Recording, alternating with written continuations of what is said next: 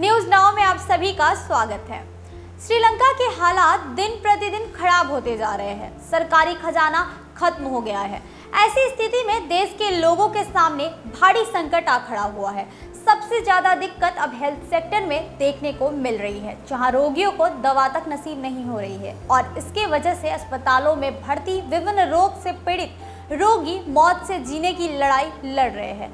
कैसे सुधरेंगे श्रीलंका के हालात, यह एक बड़ा सवाल है। नमस्कार, मैं हूं आपके साथ प्रेरणा। कोलंबो के अस्पतालों में विभिन्न रोग से पीड़ित रोगी भर्ती है, लेकिन उन्हें इलाज मिल नहीं रहा है। कैंसर, हार्ट अटैक जैसी गंभीर बीमारी से जूझ रहे लोग अस्पताल में भर्ती है, लेकिन डॉक्टर्स उनकी चाहकर भी सर्जरी नहीं कर पा रहे हैं। पूरे देश में हाहाकार मचा हुआ है। खाने के सामान की किल्लत है, रसोई गैस मिल नहीं रही है, दवाइयाँ मिल नहीं रही है। ऐसे में आम आदमी कैसे जी सकता है?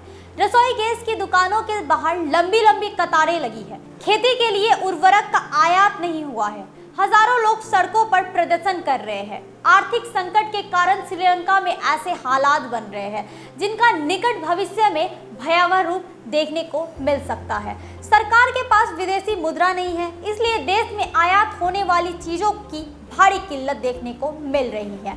खाने की चीजों से लेकर दवाइयों तक की कमी पूरे देश में देखने को मिल रही है। डॉक्टर्स का कहना है कि अगर जल्द ही हालात नहीं सुधरे तो दवा की भारी किल्लत कुछ लोगों के लिए मौत की सजा साबित होगी। श्रीलंका के एक अस्पताल में काम करने वाले डॉक्टर्स ने बताया, यहाँ हालात बेहद खराब होते जा रहे हैं। दवाइयों की कमी के कारण हम गंभीर बीमारी से जूझ रहे लोगों को चाहकर भी इलाज नहीं कर पा रहे हैं। अस्पतालों में आने वाले रोगियों को भर्ती करना भी मुश्किल हो रहा है। जब दवा ही नहीं है तो आखिर डॉक्टर इलाज करेंगे कैसे?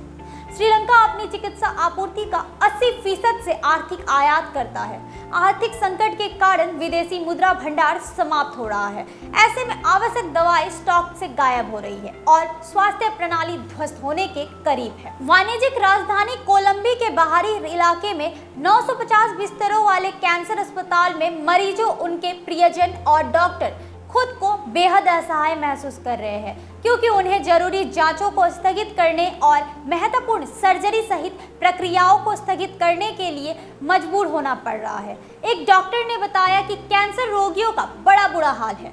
हम कई बार सुबह किसी मरीज की सर्जरी करने की योजना बनाते हैं, लेकिन हम उस दिन वो सर्जरी नहीं कर पाते हैं क्योंकि हमारे पास दवाइयाँ ही नहीं होती है।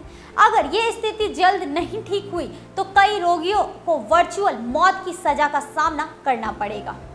श्रीलंका 1948 में स्वतंत्रता के बाद से अपने सबसे विनाशकारी आर्थिक संकट से जूझ रहा है, जो कोविड-19 के कारण पर्यटन निर्भर अर्थव्यवस्था, बढ़ती तेल की कीमतों, लोक लुभावन कर में कटौती और रासायनिक उर्वरकों के आयात पर प्रतिबंध के कारण देश की कृषि को तबाह कर दिया। सूत्रों के मुताबिक लगभग 180 आइटम खत्म हो रहे हैं, जिसमें डायलिसिस रोगियों के लिए इंजेक्शन, उन रोगियों के लिए दवाइयां भी शामिल है जिनका प्रत्यारोपण हुआ है। इनमें कुछ कैंसर की दवाइयां भी शामिल है। श्रीलंका को मदद करने के लिए भारत, जापान समेत कई देश इस संकट की घड़ी में आगे आए हैं, लेकिन वस्तुओं के आने में 4 महीने तक का समय लग सकता है। इस बीच श्रीलंका ने देश और विदेश में निजी दानदाताओं से मदद की गुहार लगाई है। वहीं श्रीलंका के विदेश मंत्री जी.एल. पेरिसो ने कहा कि भारतीय अधिकारियों ने रविवार को अन्य सहायता के साथ साथ 25 टन चिकित्सा आपूर्ति भी भेजी है। भारत ने कभी भी किसी अन्य देश की इस हद तक सहायता नहीं की। यह एक ऐसी चीज है जिसके लिए हम तहे दिल से आभारी हैं। श्रीलंका में इस समय अन्य चीजों के साथ दवाइयों की भी भारी कमी हो गई है। इसके वजह से तुरंत की जाने वाली सर्जरी भी नहीं हो पा रही है। कई रोगियों के जीवन पर संकट मंडरा रहा है। ऐसे में भारत लगातार श्रीलंका को मदद कर रहा है। संकट की घड़ी में भारत हमेशा अपने पड़ोसी राष्ट्रों के साथ खड़ा नजर आता है। भारत लगातार श्रीलंका की स्थिति पर नजर लगाए हुए है ताकि संकट की इस घड़ी में श्रीलंका को हर प्रकार से मदद किया जा सके। उम्मीद करते हैं आपको हमारा कार्यक्रम अच्छा लगा होगा। अगर आपको हमारा कार्यक्रम अच्छा लगता है तो हमारे न्यूज़ नाउ के पेज को ज़्यादा से ज़्यादा लाइक, शेयर और सब्सक्राइब करना ना भूलें। फिलहाल के लिए बस इतना ही। मुझे दे इजाज़त। नमस्कार।